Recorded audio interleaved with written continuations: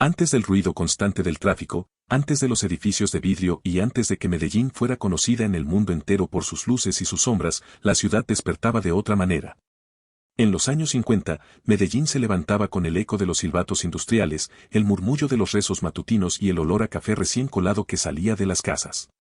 Era una ciudad que caminaba despacio, pero que soñaba en grande, sin saber que estaba construyendo el carácter que la marcaría para siempre. El amanecer de una ciudad obrera. En la Medellín de los años 50, el día comenzaba temprano, casi antes de que saliera el sol. A las 5 de la mañana, los barrios ya estaban en movimiento. En las casas de tapia y ladrillo, muchas de ellas aún con pisos de tierra, las familias encendían el fogón de carbón o de leña para preparar el desayuno. La arepa blanca, el chocolate caliente y el café eran parte fundamental de la rutina diaria.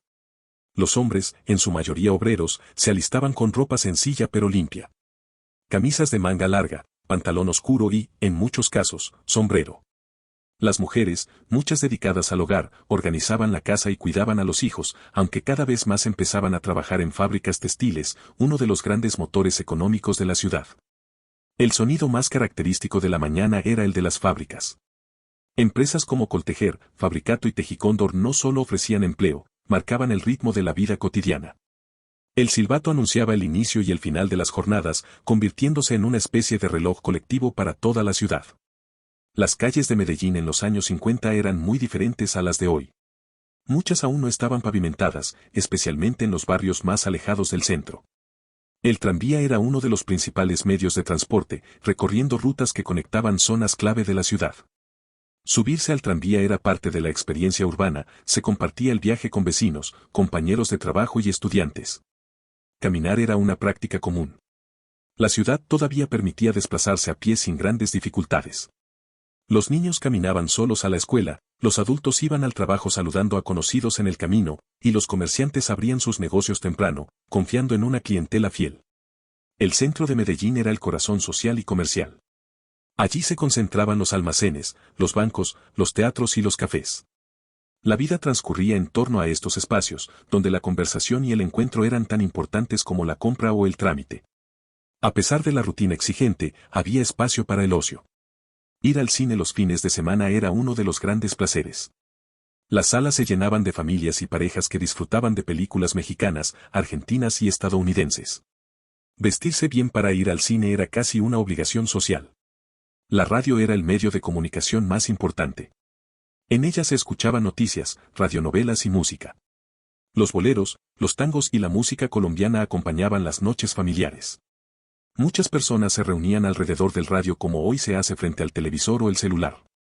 Las plazas y los parques eran lugares de encuentro. Allí se conversaba, se observaba el paso del tiempo y se fortalecían los lazos comunitarios. La vida social era cercana, cara a cara, sin la prisa constante que caracteriza a la ciudad actual. Medellín se veía a sí misma como una ciudad trabajadora.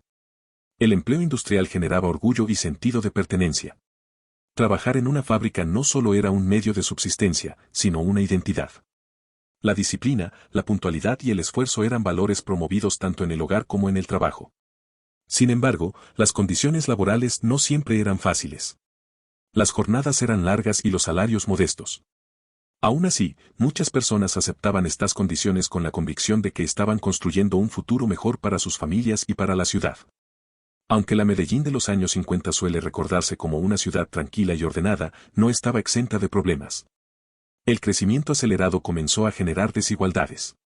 La migración del campo, impulsada en parte por la violencia rural, llevó a muchas familias a asentarse en las laderas, dando origen a nuevos barrios con escasos servicios. Estos cambios comenzaron a transformar la estructura social de la ciudad.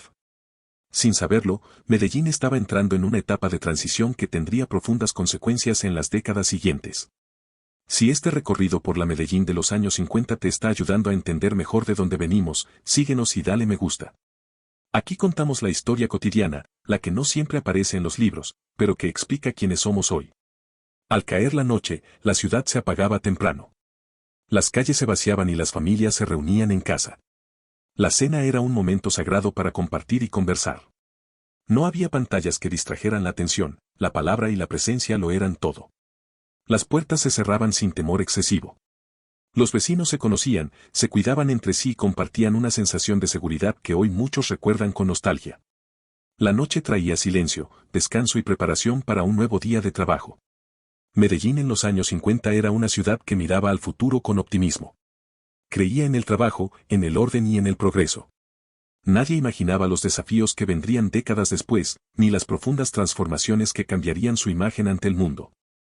Sin embargo, muchas de las características de aquella Medellín siguen presentes, de una u otra forma, en la identidad actual de la ciudad. La cultura del trabajo, la resiliencia y el deseo de salir adelante tienen raíces profundas en esos años. Comparte este relato si crees que conocer el pasado nos ayuda a entender el presente. Y ahora queremos leerte. ¿Crees que la Medellín de los años 50 era realmente una ciudad más segura y solidaria, o estamos idealizando una época que también tenía profundas desigualdades y silencios incómodos? Déjanos tu opinión en los comentarios. Comparte este video para que todo el mundo sepa cómo era la historia de Medellín.